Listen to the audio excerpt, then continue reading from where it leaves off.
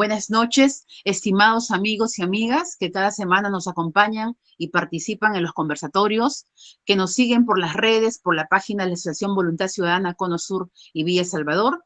Tengo el honor de dar la bienvenida en representación de los integrantes de la Asociación Voluntad Ciudadana al doctor Juan Pablo Sevillano Giraldo, abogado de la Universidad San Martín de Porres, con maestría en Ciencias Penales, profesional en el Ministerio de Justicia. Nuestro invitado es un destacado profesional con experiencia en temas de derecho. También quiero reconocer al doctor todas las actividades sociales que viene participando, que son de interés para la comunidad. Bienvenido, doctor Juan Sevillano. Adelante.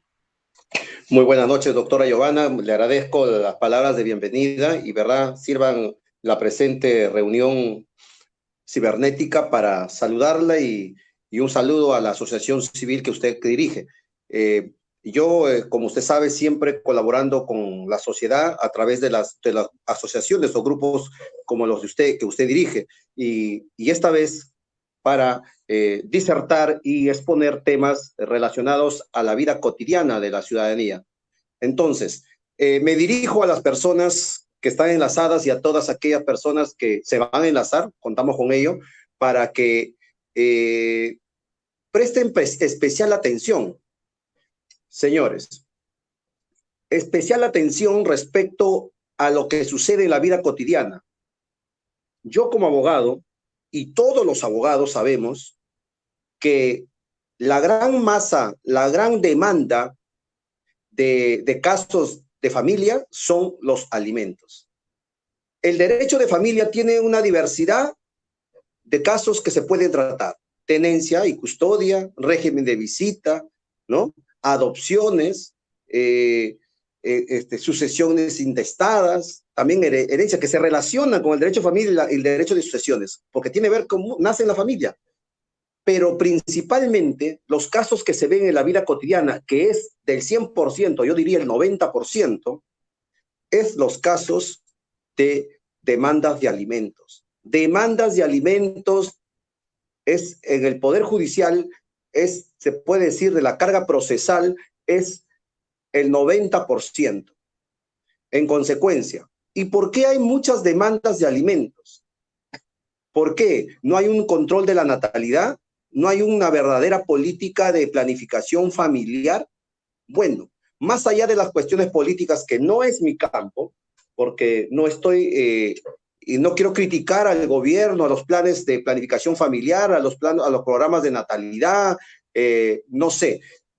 Yo solamente voy al hecho concreto de que existe en la sociedad cada día más jovencitas, adolescentes que se embarazan. En consecuencia, ¿cuál es el principal, la principal consecuencia de una relación sexual sin el debido cuidado o sin la debida educación o cultura del cuidado para no procrear y no traer hijos indebidamente a este mundo?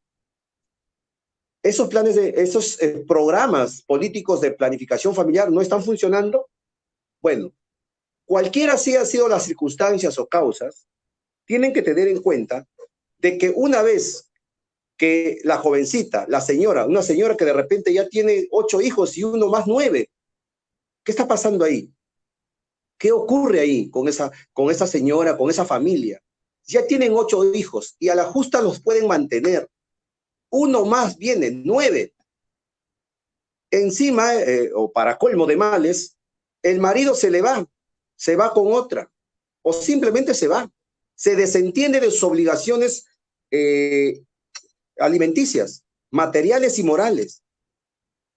Entonces, la señora, la jovencita, la adulta o quien sea, porque esto no discrimina, todos pueden ser susceptibles de tener la necesidad de demandar alimentos. Entonces, ¿qué hacer, señores? ¿Qué hacer?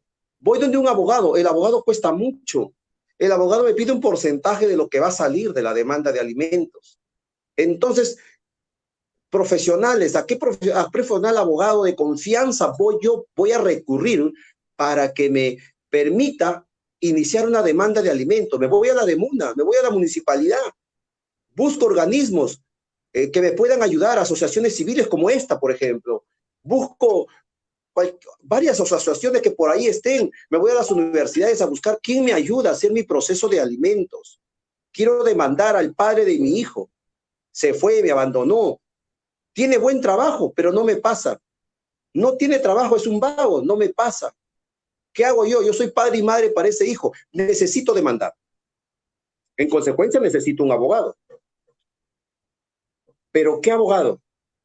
Abogados hay muchos. Sí, pero alguien que se interese en mi caso, alguien que me pueda realmente ayudar y poder sacar adelante esta demanda. ¿Y qué pasa en estos momentos de COVID, de pandemia? Que el Poder Judicial no está atendiendo, que el Poder Judicial no está trabajando de manera presencial. ¿Qué hacemos? Bueno, pues señores, están aquí en esta disertación, en esta exposición, gracias a la gestión y buenas prácticas de Giovanna Carguas, la doctora Giovanna Carguas, que nos está permitiendo llegar a ustedes a través de su asociación civil. Justamente son estos tipos de reuniones vía cibernética, vía Zoom, vía Google Meet, que nos permiten llegar a ustedes. Y aquí usted tiene la ventana para preguntarme todo aquello que usted quiere saber. ¿Cómo inicio mi proceso de demanda? ¿Qué requisito necesito? Pues ahí vamos. Más allá de cuestionar, señores, señoritas y todos aquellos que están enlazados, más allá de cuestionar de cómo se embarazó, que por qué no se cuidó, qué chica irresponsable, qué señor irresponsable, qué señor irresponsable, más allá de los motivos, de las circunstancias, de las razones o los accidentes que ha tenido para que esa persona esté embarazada y haya tenido un hijo y el padre se haya desentendido, hablando del proceso de alimentos, de la demanda de alimentos, ya tengo al abogado. Aquí tienen ustedes al abogado. Me tienen aquí. En consecuencia, yo les digo, no porque a mí se me ocurra, nada más necesitas, señor, si ya tienes un hijo y el padre no quiere asumir su responsabilidad, simplemente, señores, simplemente esa jovencita, esa menor de edad embarazada, simplemente va donde el abogado de su confianza, de esta asociación de repente, o de otras asociaciones, o de la de Muna, donde vaya, le van a pedir de cajón, como dice, en principio, de primera ratio, le van a pedir partida de nacimiento. Oiga, pero señor, la relación fue un choque y fuga, disculpe, de manera coloquial digo esto, fue un choque y fuga, que lo conocí en una discoteca, lo conocí en una reunión, en una pollada, en una reunión social, etcétera. Y realmente el señor, tuvimos las relaciones sin cuidarnos, salí embarazada, nos vimos unos meses y luego ya no lo volví a ver este señor. O sea que este niño, este nacido, no tiene partida. Lo asentó con los apellidos de la madre nomás. O de repente no, ni siquiera eso. No lo asentó con la partida de la madre, pide ni lo asentó, ni lo registró, mejor dicho, no lo registró en el registro civil de nacimientos.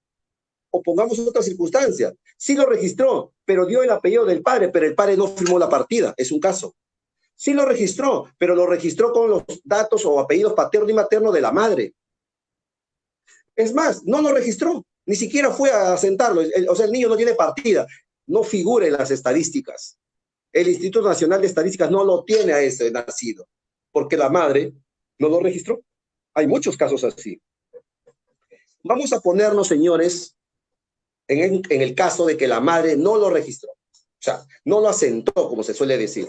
No asentó la partida de nacimiento en el registro de nacimiento en la RENIEC, porque ahí se hacen ahora.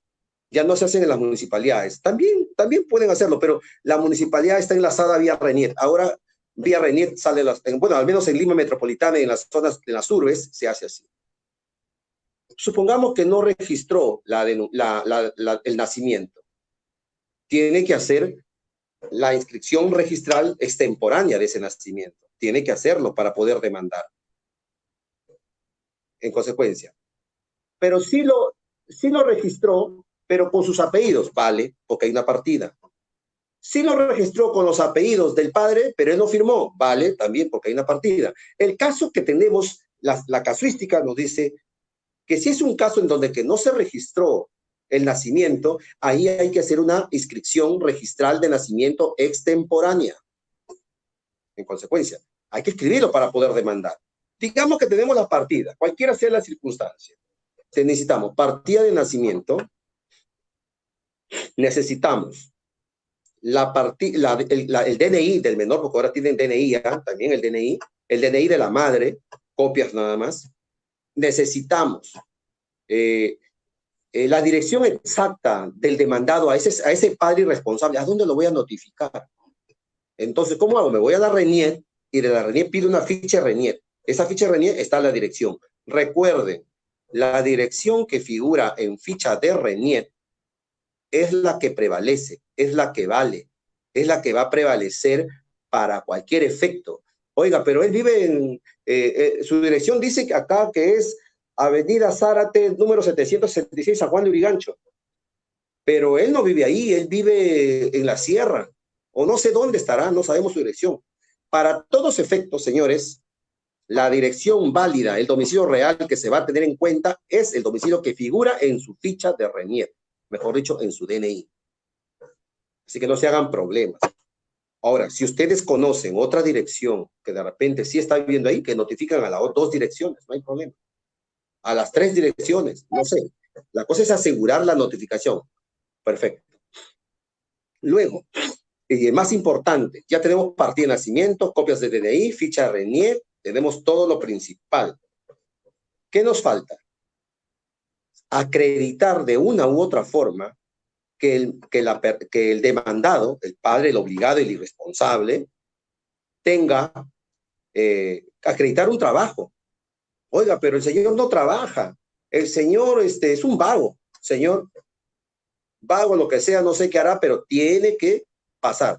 Cuando a una persona no se le puede acreditar sus ingresos mensuales, se le considera como ingreso mensual a esa persona, a ese vago, ese irresponsable, que no se le puede, o de repente trabaja, pero no se le puede acreditar porque es eventual, informal, ¿no? La ley establece que se basa en el sueldo mínimo. O sea, el sueldo mínimo ahorita es 930 soles. Y si es 930 soles el sueldo mínimo, el juez tiene, perdón, el juez de la demanda, a quien se va a entregar la demanda, puede fijar los alimentos entre no menos del 20% de los ingresos del demandado, ni más del 60%. El juez tiene 20, no menos del 20 puede fijar la pensión de alimentos, ni más del 60%. Menos de 20 no, porque afecta la subsistencia del menor. Más de 60 tampoco, porque afecta su propia subsistencia del obligado, o sea, del padre, porque tampoco le podemos dejar sin plata. Oiga, pero no le hemos acreditado su sueldo. El juez lo va a fijar en la base del sueldo mínimo, como que este señor ganara 930 soles. Si, supongamos que el juez fija el 50%, saque usted su cuenta, el 50% de 930. Ese es lo que le corresponde a su hijo. Pero el juez puede fijar 50, puede fijar 60, puede fijar 30%, 40 o 20. Eso va a depender de cuán buena demanda, de cuán sólida es la demanda que se haga. O sea, la demanda tiene que ser consistente, sólida, fundamentada. Oiga, señor, que me pase 930, porque mi hijo, si bien es cierto, es recién nacido, no va al colegio, pero sufre de asma, sufre de algo. O sea, hay que acreditar las necesidades del menor. El menor tiene que, no basta que yo lo diga, que lo pruebe, señor. Sí, mi menor hijo no es como cualquier niño, es asmático, señor. En consecuencia, tiene más necesidad. Y acá está el diagnóstico médico, lo acredito. Entonces, eso va a ser importante para fijar el porcentaje. Que no sea 20, que de repente, si el niño tiene mucha necesidad, de repente fijan hasta el 60, pero más del 60 no. Porque, valgan verdades, señores, en la práctica,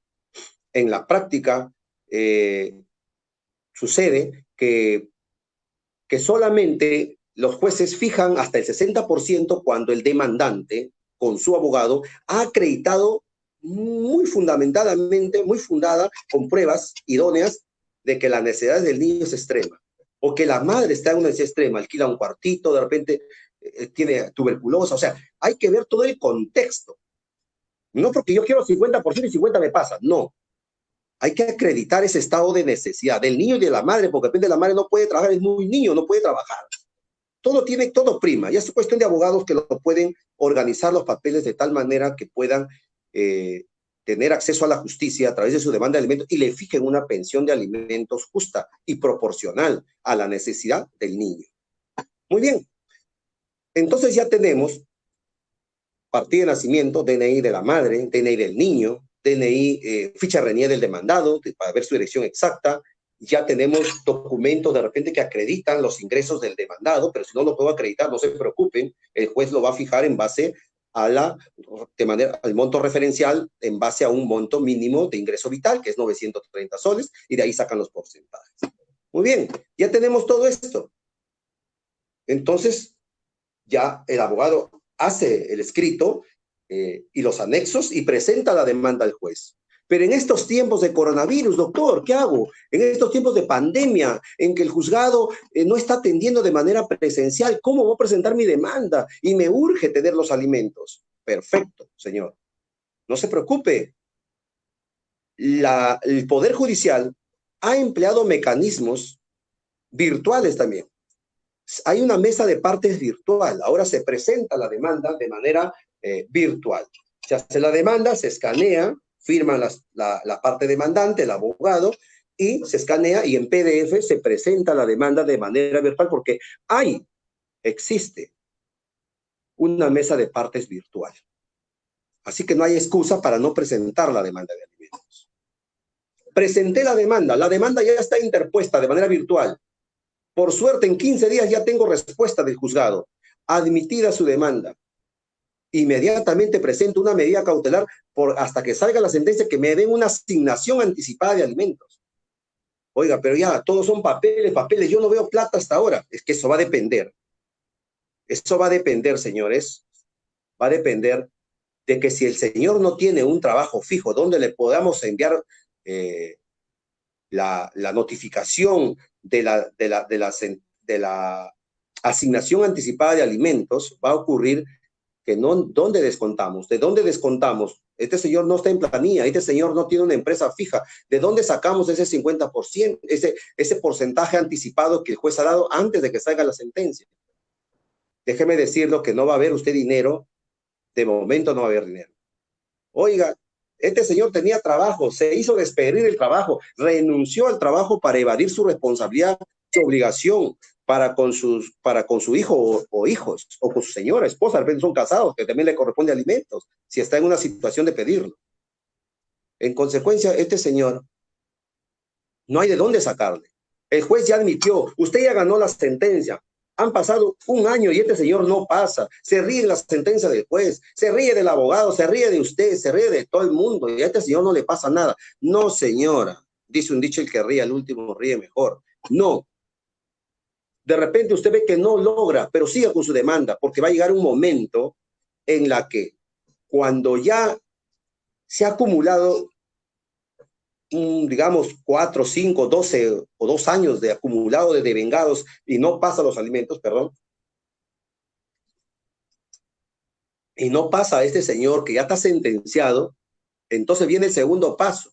El abogado tiene que pedir la liquidación, requerirlo, 3 días, no paga. Oiga, no paga, o sea, se sigue riendo, perfecto. Remítase copias certificadas al Ministerio Público para que el Ministerio Público proceda conforme a sus atribuciones. ¿Qué quiere decir esto? Que como al juez de paz, al juez civil no le ha hecho caso este irresponsable, entonces la mujer con su abogado dice, ¿qué hacemos, doctor? Se ríe de todo el mundo.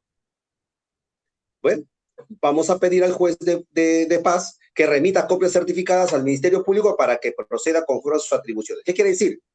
Que tiene que iniciar un proceso penal. El fiscal va a iniciar una investigación penal. Lo va a citar a los señores, ¿por qué no paga? Va a citar a la agraviada. Señora, ¿le pagó? No, anda. Muy bien. Señor, le cito a un principio de oportunidad. Tiene usted una oportunidad de pagar. Si no paga, lo voy a acusar ante el juez en un proceso inmediato. Rapidísimo, sumarísimo. No paga igual.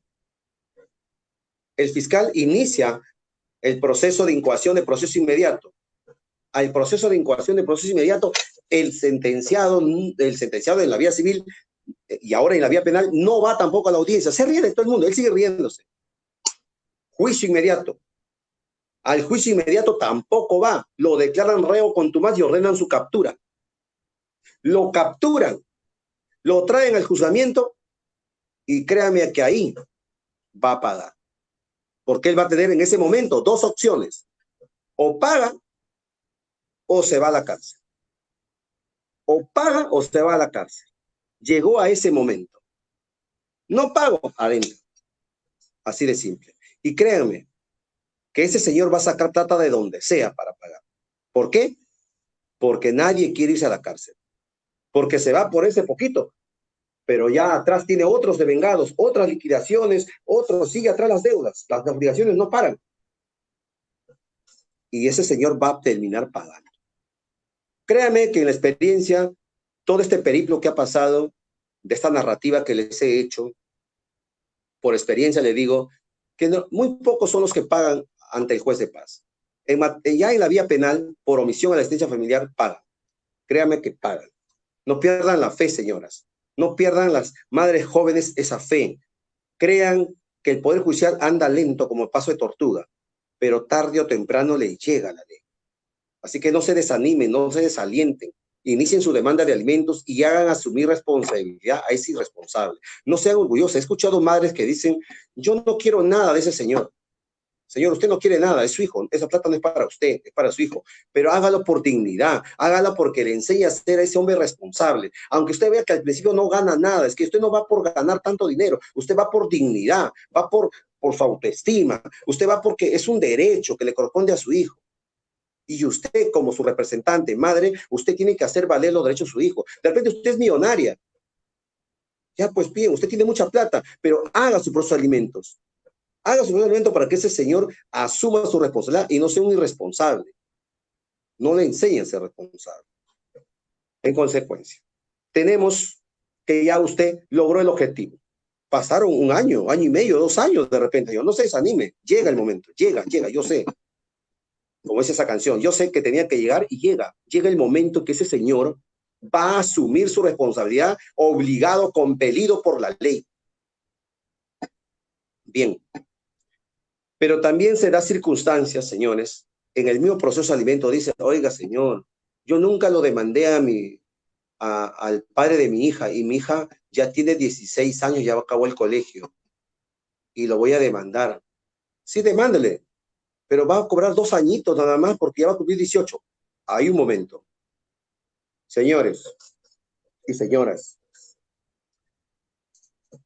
el derecho a la pensión alimenticia va más allá de los 18 años, dice la ley, cuando el hijo o la hija sigue estudios superiores y satisfactorios. Estudios superiores y satisfactorios. No te exige que tu hijo sea chancón y que saque 20, 20, 20, no, no.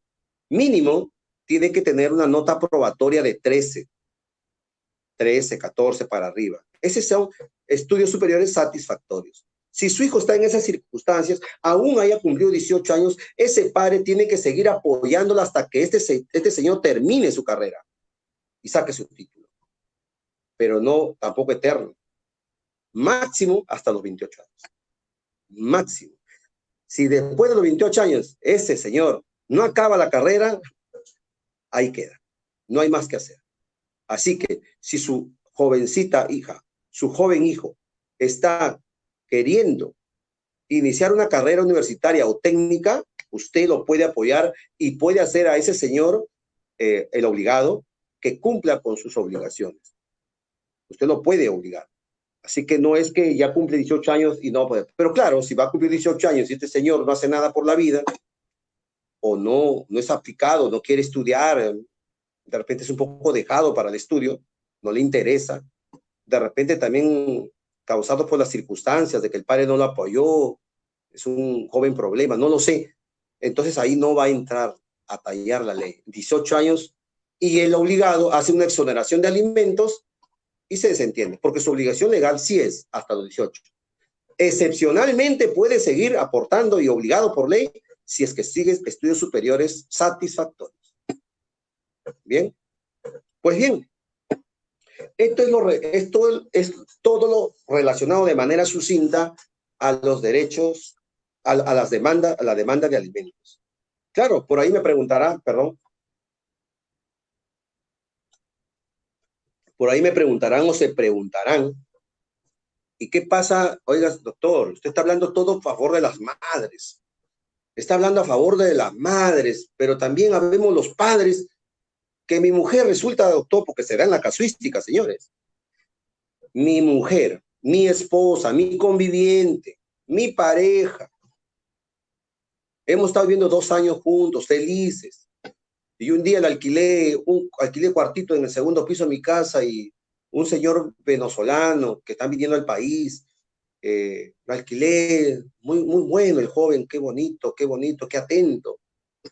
Pero resulta que mi mujer y este señor extranjero se fue, se calentó la cabeza la señora y se fue con el extranjero, venezolano, colombiano, para no discriminar. Bueno, era extranjero y se fue. Y dejó al marido y dejó a sus hijos, al marido con un hijo de 5 años y el otro de 11 años. Eso pasa, señores, no solamente las mujeres pueden demandar alimentos.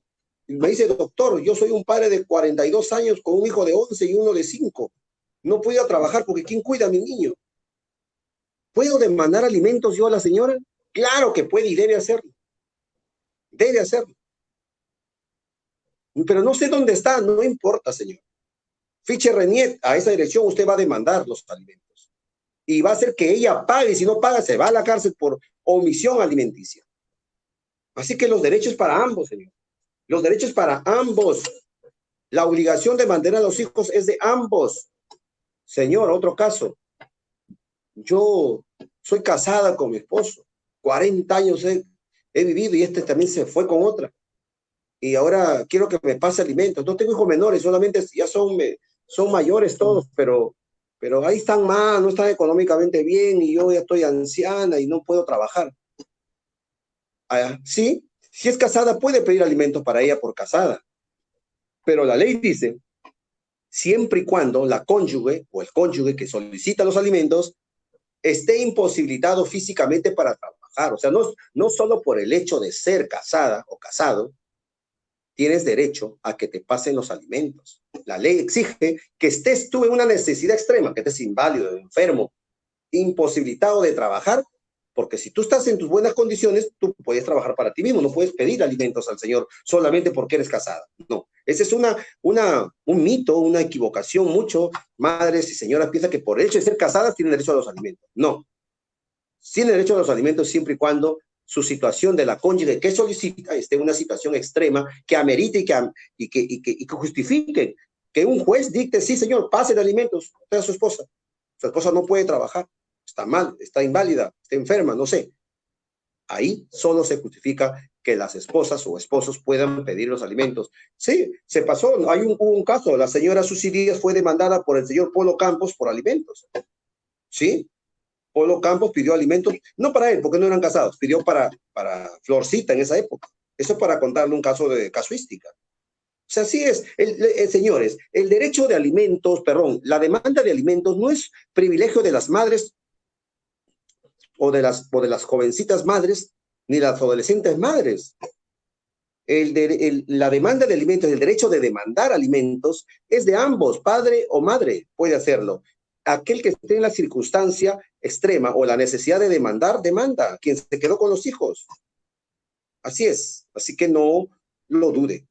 Seguramente que en el auditorio va a haber preguntas. Yo espero que hagan ustedes las preguntas con toda confianza para poder absolverlas, para poder expresarles las soluciones. Pues si están enlazados en esta reunión, saben que justamente es para también absolver sus interrogantes, sus dudas, sus consultas. No se quede usted con la duda.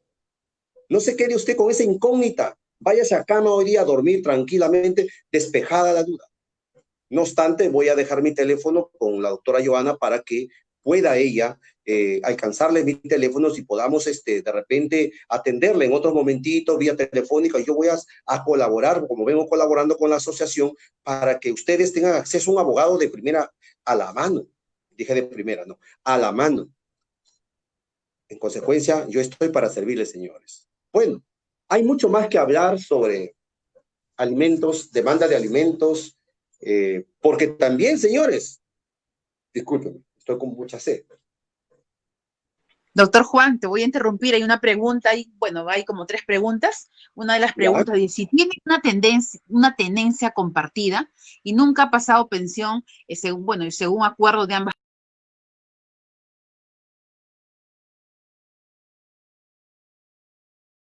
otro le corresponde pasarle la pensión? A ver, mire, qué bonita pregunta, qué interesante. Esas preguntas surgen justamente de la casuística. La casuística nos enseña a nosotros los abogados. Mire, una tenencia compartida, pero el hijo ya tiene 18 años. La pregunta, ¿el hijo está siguiendo estudios superiores satisfactorios? Pregunto. Bueno, sí, sí, es lo que manifiestan que sí, que sigue ¿Que estudiando. está, sigue estudiando? Perfecto.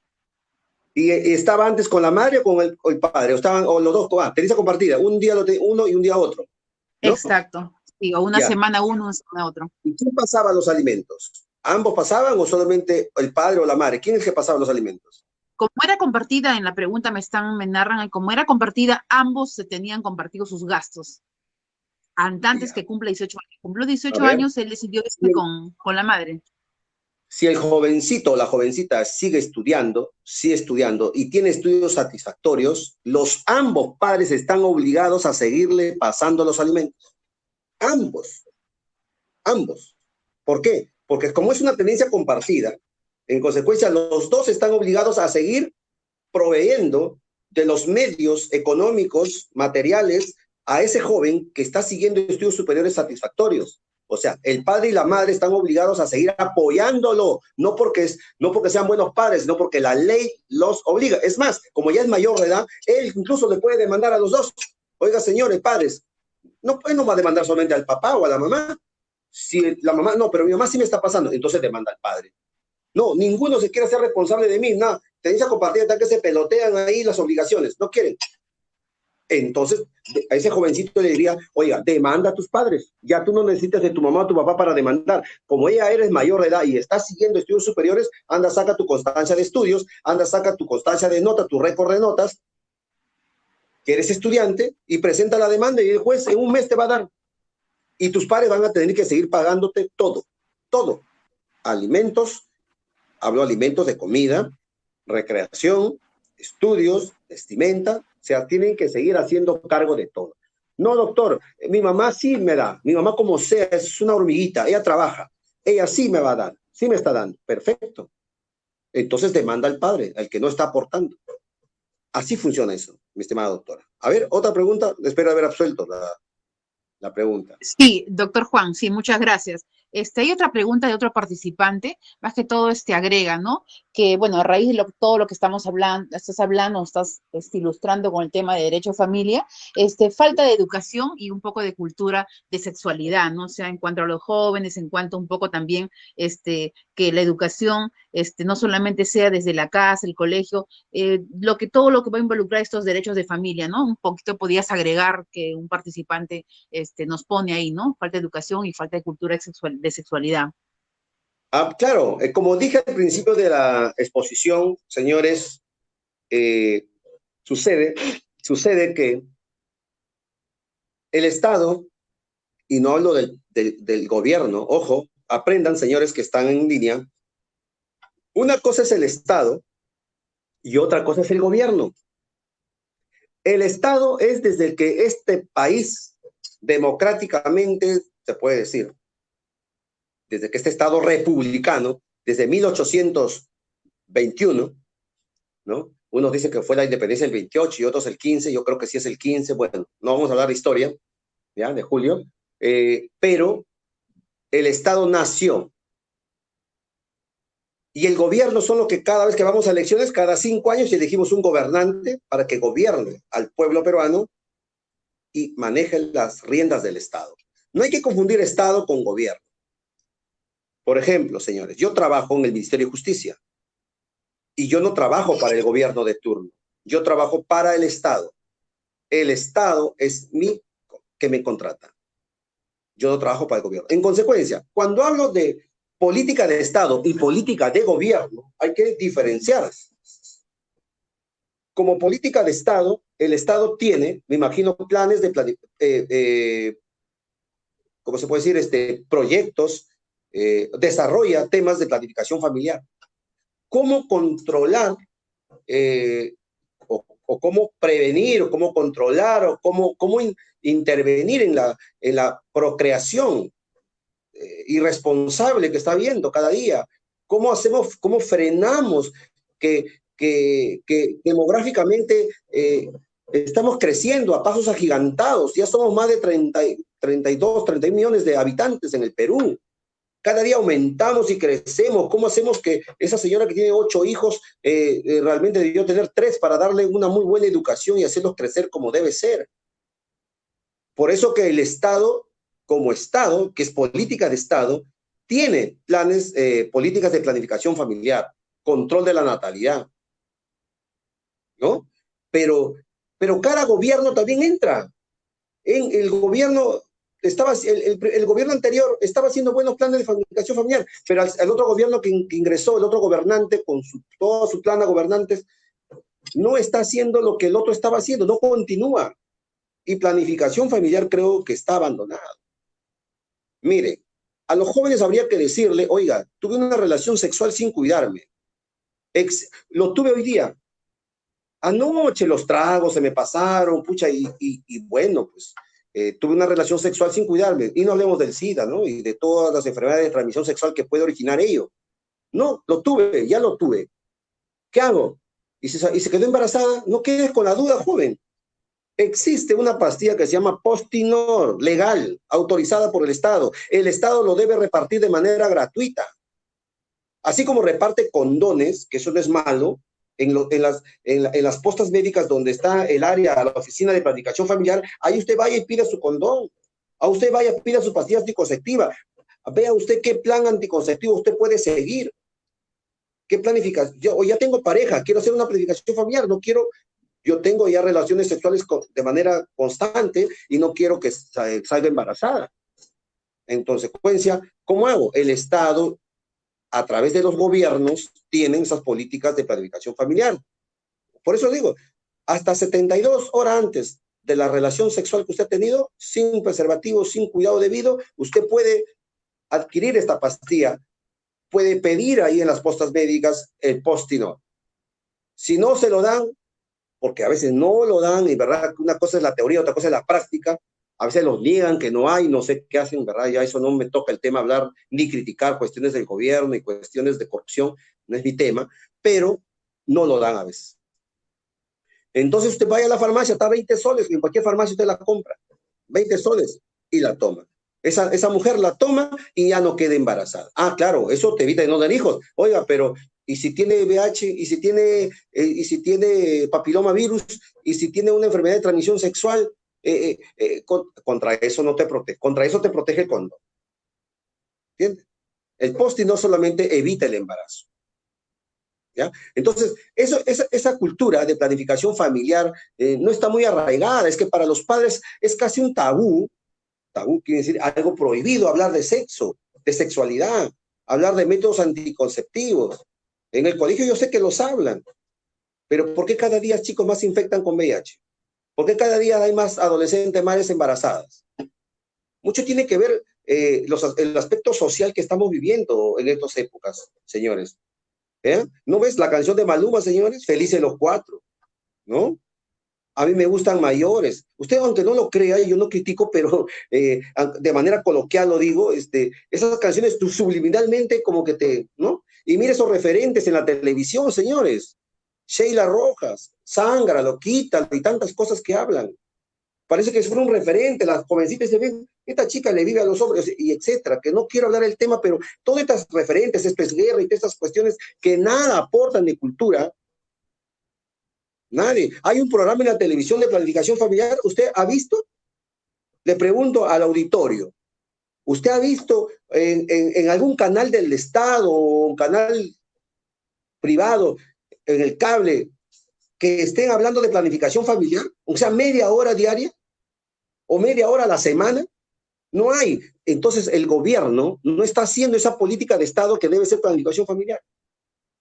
Y ahí hay un vacío que justamente por eso, porque la gente no se informa. Nadie habla sobre la planificación familiar. ¿Es un tabú? ¿Por qué no hablamos directamente? ¿Por qué decirle a la hija que diga tu palomita? ¿Por qué no decimos que se llama vagina? ¿Por qué ponerle nombre a los genitales? Por no hablarle con claridad. Esta es tu vagina y este es tu pene, este es tu ano, este es tu poto. Como usted lo quiera decir, estas son tu nalgas, tu terrier, no sé. Hay que hablar con propiedad a los padres.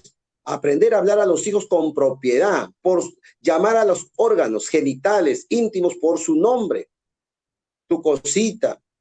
¿Qué es eso? Entonces, y eso, aunque no crean, eso va siendo la cultura, una cultura más abierta, que nos permita tener acceso a planes de planificación familiar, valga la redundancia, a tener acceso al conocimiento informado respecto a los métodos anticonceptivos, a tener conocimiento de qué cosas, en qué casos se puede abortar, en qué casos es permitido legalmente, ¿no? Y así, una serie de cosas que podemos ir hablando respecto. Si el Estado, a través del gobierno de turno, y en el canal del Estado, anuncia en Canal 7, media hora hablara sobre planificación familiar y todo lo que existe para cuidarse, yo creo que de alguna manera lograríamos que nuestros jóvenes se culturicen, se informen y tengan oportunidades y alternativas para poder para que no incurran en embarazos no deseados y traigan hijos al mundo desprotegidos, hijos en el mundo que no van a tener esa cobertura de los padres, porque muy jóvenes han tenido, cuando todavía se están formando. Si ellos se están formando recién, ¿cómo van a formar un niño? Bueno, pero eso ocurre. Y eso es un círculo vicioso que origina padres que recién están en formación, que no tienen ni nada resuelto en la vida todavía. ¿Qué van a hacer con ese niño?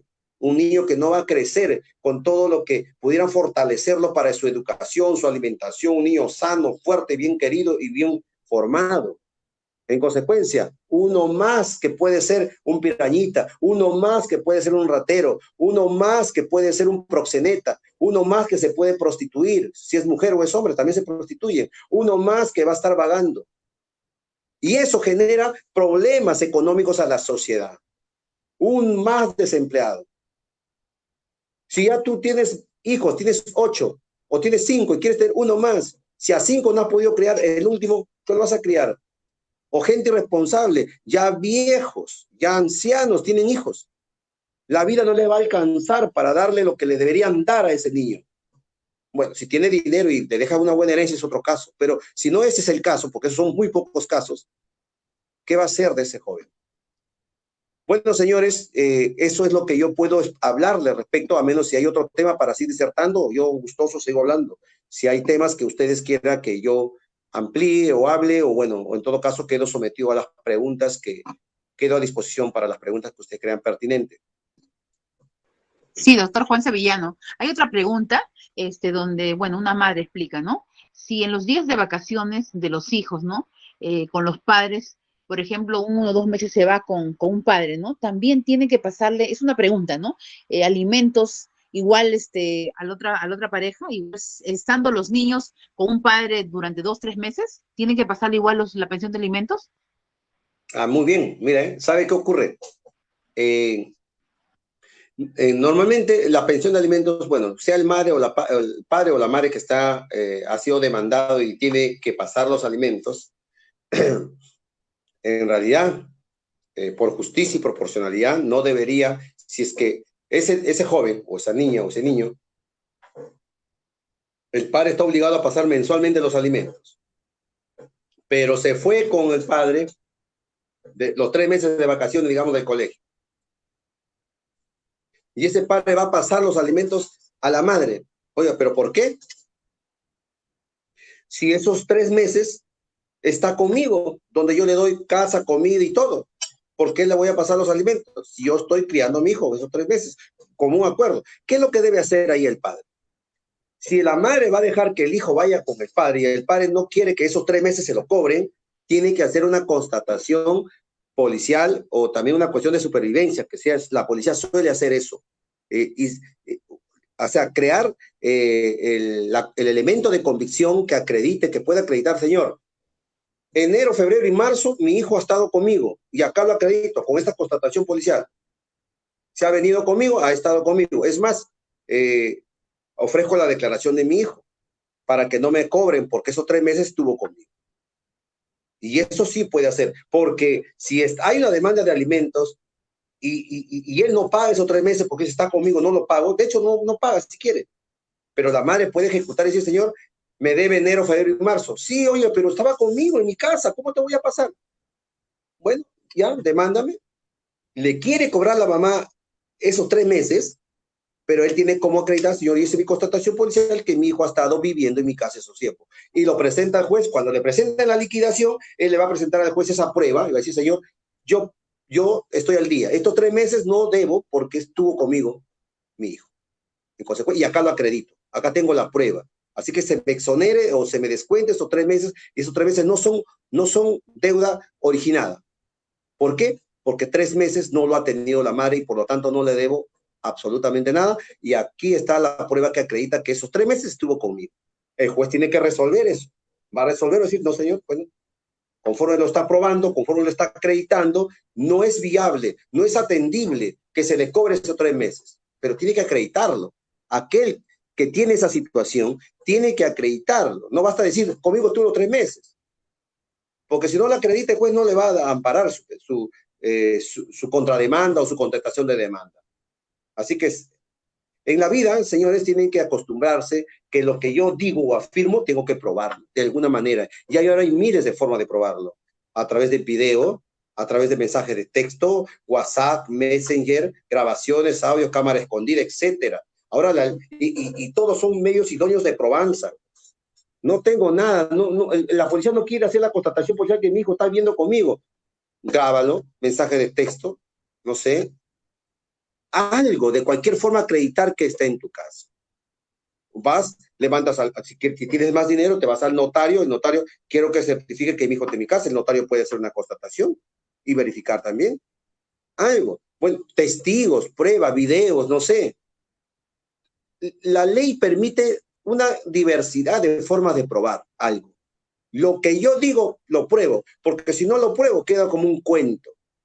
Porque fácil es contarte un cuento, fácil decirte un montón de cosas. En el derecho, señores, todo lo que se afirma se prueba, de una u otra forma. Si usted no lo prueba medianamente, muy débilmente, ese juez no tiene la convicción suficiente, la fuerza suficiente de darle la razón a usted. Si usted afirma algo, lo prueba. Esa es la regla. Y si usted no lo prueba, o lo prueba medianamente, el juez como que, ¿qué hago? Yo le creo a la señora, pero no me lo está probando. Y después dice, el juez es malo. Puede ser, también no, la corrupción existe, pero el hecho es que si usted prueba sólidamente lo que usted pretende, su pretensión, usted va a obtener la justicia de su lado. Créame, no lo dude. ¿Hay más preguntas? Doctor Juan, hay otra pregunta. Bueno, dice, por ejemplo, ¿no? Cuando si uno de los padres deja de pagar por motivos de falta de trabajo, la situación que se encuentra, ¿cuál es la vía o más favorable para solicitar una custodia compartida? Ya, si el padre que está obligado a pasar los alimentos perdió el trabajo, ¿y cuántos años tiene la niña o el niño? Bueno, tiene 12 ¿Cuántos? años, lo que me están planteando, 12 años. Mire, si es que el padre ya perdió el trabajo, porque sucede, hay que ser realistas. Más en esta pandemia, en este estado de emergencia, hay muchos padres que se han quedado desempleados. Y hay que entender, eh, fácil, si tenía una sentencia de alimentos y que está obligado a pasar mes a mes, pero oiga, me quedé sin trabajo noche a la mañana, señores, y es verdad, me despidieron, acá está mi despido. Yo trabajaba en la Bacus y mire, ahora ya no trabajo en la Bacus. Y acá está mi carta de despido, acá está mi liquidación, todo lo que tengo y ahora no encuentro trabajo. Créame que si usted acredita eso, el juez lo va a entender. Le puede exonerar esa parte, esa fecha, por situaciones coyunturales, extremas de conocimiento general. O sea, todos sabemos lo que estamos pasando en estas circunstancias. Y obviamente, si no está teniendo ingresos, ¿cómo pasa? Entonces, ahí no hay que él no quiera pasar. Es distinto a que teniendo no pasas. El señor pasaba religiosamente, pero ahorita no. Oiga, ¿sabe qué? Yo no puedo pasar, entonces, pero de alguna manera acá eventualmente lo puedo ver, que me entregue mi hijo, yo lo voy a criar, como sea, ¿ya? O están separados, ¿no? Pero él se va a asumir de en adelante también un documento privado con la madre, oiga, Sarita, a ver, digamos, por decirlo, me he perdido mi trabajo, pero puedo tenerlo a nuestro hijo en la casa. una tenencia compartida, vamos a un centro de conciliación, vamos a la Lemuna para no gastar, vamos al Ministerio de Justicia, vamos a la defensa pública y ahí hay abogados gratuitos, vamos a hacer una tenencia compartida para que una semana tú, una semana yo, o un mes tú, un mes yo, y así podamos salir adelante. Pero ojo, vamos a también a dejar sentado de que yo tengo una obligación que un juez ordenó que pase mensualmente. Entonces hay que tener en cuenta eso, hay que poner en el documento de que esos meses que yo tengo y yo no estoy obligado, no te debería. ¿Por qué ya no deberíamos? Porque un mes tú, un mes yo, un mes tú, porque recuerda que la obligación de mantener a los hijos es de ambos, no es solamente mía. Así se puede llegar a transar, se puede llegar a conciliar, se puede llegar a armonizar un acuerdo y plasmarlo en un documento público, y eso es prueba ante un juez para que mañana más tarde la mamá o el papá, quien sea, no se haga el vivo y quiera cobrar doblemente, ¿no? Porque ahora los jueces están entendiendo y atendiendo las circunstancias coyunturales que estamos pasando en el país, señores. Así que esa es la salida. A ver. Doctor Juan, acá hay otra pregunta. ¿En qué casos se puede privar a los padres de la patria potestad? Bueno, son muchos casos, pero si nos puedes ilustrar un poco más esta pregunta. ¿En qué casos se le puede privar a un padre de la patria potestad? Ojo, en violencia familiar en algunos jueces están privando de la patria potestad. Ojo, la patria potestad lo tienen ambos padres, pero se pierde la patria potestad generalmente en esta actualidad de hace 2 años atrás, que ya empezó con la ley contra la violencia familiar, contra las mujeres y los integrantes del grupo familiar, con esa famosa ley que ha empoderado a las mujeres. Yo digo coloquialmente, y tómelo esto como de repente un mal chiste: si usted tiene un problema con una mujer, mejor córrase, no pelee. No pelee. Vaya, si usted corra, con mujer no puede pelear. Porque como están las leyes han empoderado a la mujer de una manera para ayudarlas a protegerse, porque el hombre siempre ha sido el abusivo, eso es verdad. Entonces, se ha tenido que crear una ley para empoderar a nuestras mujeres y a nuestros niños y adolescentes, para que el hombre en su situación machista no abuse de su situación de poder, del estado de vulnerabilidad de las mujeres. Entonces, ¿cómo pierde la patria potestad? El padre o la madre. Supongamos el padre, que realmente es el padre que pierde por las coyunturas machistas. ¿Qué ocurre? Pierde la patria potestad por violencia familiar, cuando pegó al niño, cuando lo ejerció violencia física o psicológica, cuando ejerció violencia sexual, por ejemplo, el padre que violó a su hijo, que lo hizo tocamientos indebidos de connotación sexual, pierde la patria potestad. O sea, no solamente va a la cárcel, sino pierde la patria potestad. Y en fin, ¿no? Violencia familiar, violencia sexual. Esos son los casos más claros también. O también pierde la patria potestad por abandonar al niño en abandono. Hay niños que están en abandono. Lo abandona la mamá y el papá. Hay niños que están en la calle, están criando con el tío, con la tía, ¿no? Pero lo más clásico para perder la patria potestad es por violencia sexual, violencia psicológica, violencia física y también por violencia económica también, ¿no? Pero generalmente los temas de violencia sexual y psicológica y familiar son los que originan la pérdida de la patria potestad. Los jueces en las sentencias están poniendo, además, le quita la patria potestad de los hijos al agresor. En esos casos ocurre, pero también no dejen de dejar de lado de que también ocurre en la irresponsabilidad, cuando el padre de repente le está invitando drogas al hijo, lo está llevando a la borrachera, le está llevando al vicio, a la ludopatía, a la tragamonedas, le está llevando a la perdición, a la vida muy libertina, muy libertinaje, no ejerce control sobre él, o lo está prostituyendo, o lo está metiendo al vicio de licor, etcétera. O sea, la patria potestad se pierde por factores graves que el padre o la madre ejerce sobre el hijo y que no debe hacerlo, porque su función es prohijarlos, protegerlos, liberarlos de todo mal. Y no lo está haciendo, la patria potestad se pierde. Eso es. ¿Alguna otra pregunta?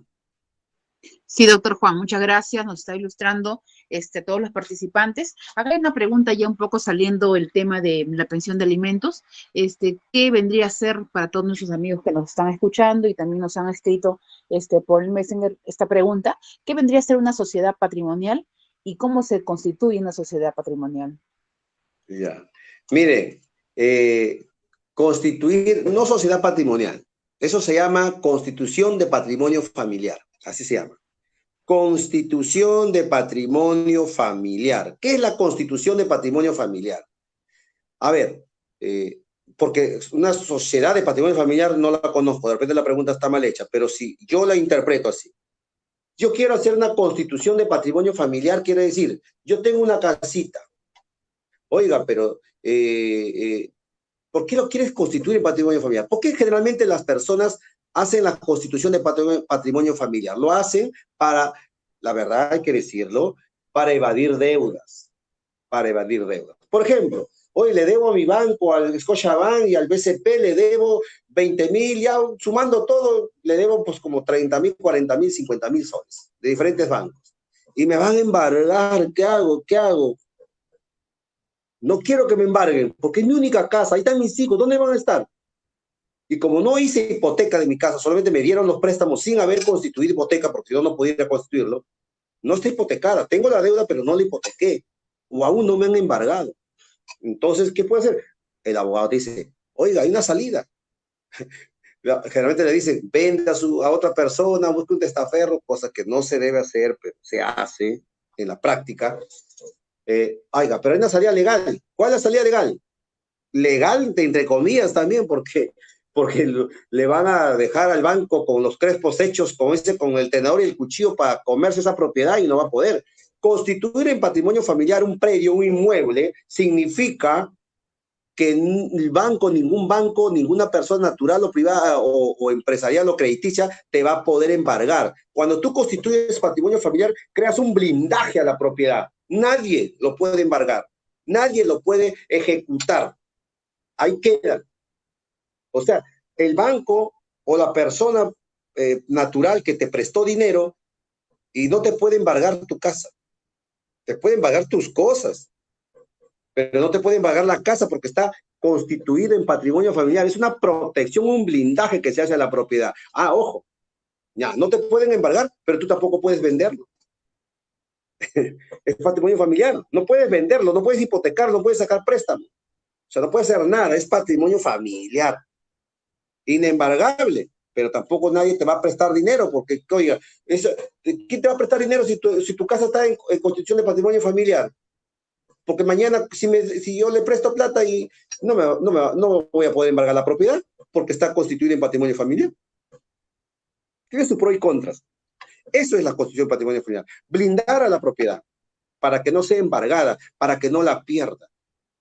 Pero si ya tienes la deuda y lo haces, bueno, hay que decirlo también, es como, discúlpeme la palabra, estás evadiendo tu responsabilidad también, ¿no? Pero bueno, yo quién soy para criticar, la persona se protege y la ley lo permite, yo no soy quien para decir no lo hagan, soy abogado, señor, esta es la única salida, háganlo.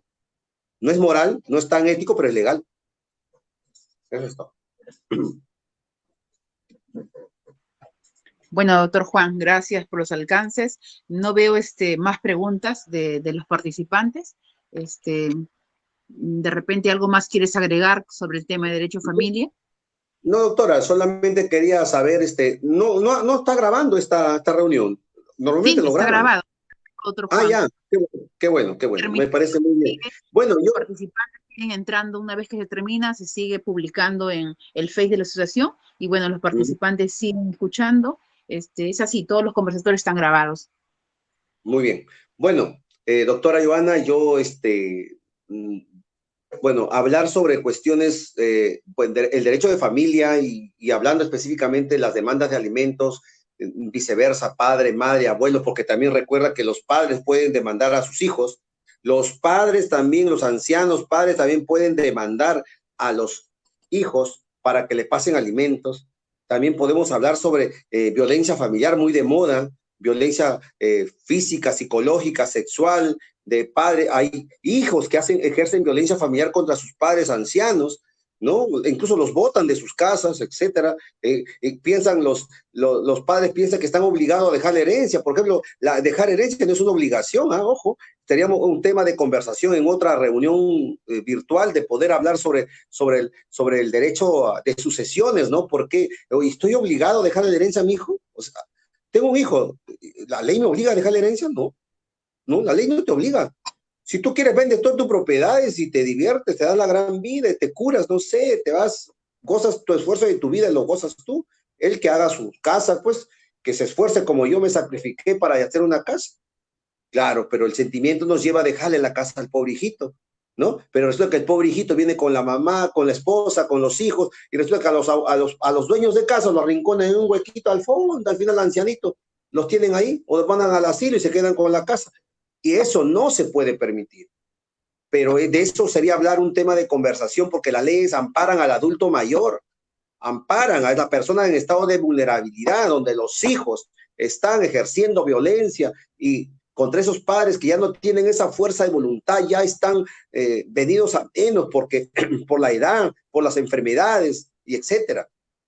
Sería muy bueno hablar de ese tema porque se ocurre en la sociedad en que los hijos se apropian del esfuerzo de los padres, de las casas, de sus propiedades, de sus cosas, etcétera. Se apropian de todo. Esos seres humanos que le han dado la vida, les han hecho crecer, los han hecho profesionales, incluso resultan al final ellos viviendo de la casa grande, en el fondo, de un cuartito oscuro ahí, cuando ellos son los que deben gozar y disfrutar de ese bien. Sería un buen tema de conversación respecto a la violencia familiar que se ejerce contra los padres y contra los integrantes del grupo familiar. Ojo, la violencia no solamente es contra la mujer. Y también la mujer ejerce violencia. He tenido muchos casos donde la mujer va a hacerle problemas al hombre en el trabajo. Señora, si usted hace eso, está ejerciendo violencia y también puede ser procesada. La violencia no solamente contra la mujer, la ley dice, y contra los integrantes del grupo familiar. El grupo familiar también es el esposo. O sea, yo no voy a abogar por los hombres porque soy hombre, no quiero hacer una defensa de género, pero la violencia viene de ambos lados, la violencia de todos lados viene y hay que analizarla y en su verdadero contexto, contextualizarla, analizarla, digerirla y ver cuál es el origen, cuál es la génesis de ese problema para poder atenderla, para poder solucionarlo. Dicho esto, señores de la sociedad, doctora Giovanna, yo me despido por ahora y bueno, esperando que esta disertación, esta exposición les haya servido y les permita haber salido despejado esas dudas. No obstante, me comprometo y si hay alguna consulta, alguien que posteriormente, fuera de cámara, se puede decir, ¿no? Quiera conversar conmigo, porque a veces paro ocupado, puedes darle mis números para que puedan llamarme directamente y poder resolver algunas dudas que de repente, en un momento que estoy ocupado, no las puedo atender o por el WhatsApp. A veces me doy tiempo para contestar y todo lo hago, ¿por qué? Porque quiero apoyar a la doctora Giovanna Carlos con su asociación y quiero que esta asociación civil progrese, que vaya creciendo, que vaya fortaleciéndose y que estas gestiones o estas gestas, se puede decir, estas iniciativas de usted, doctora Giovanna, se multipliquen y haya más personas así para que pueda la sociedad, la más vulnerable, la sociedad que menos acceso tiene al profesional, pueda tener por esta vía una forma, un desfogue, una forma de salir de sus dudas. Dicho esto, me despido y espero pues que tengan ustedes muy buenas noches. Doctor Juan Sevillano, te interrumpo una pregunta, una última pregunta, esperado que Bien. termines.